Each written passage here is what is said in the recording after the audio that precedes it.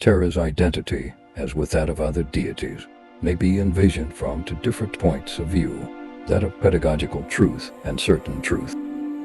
Pedagogical truth complies with our ordinary mode of thinking, and certain truth goes beyond that.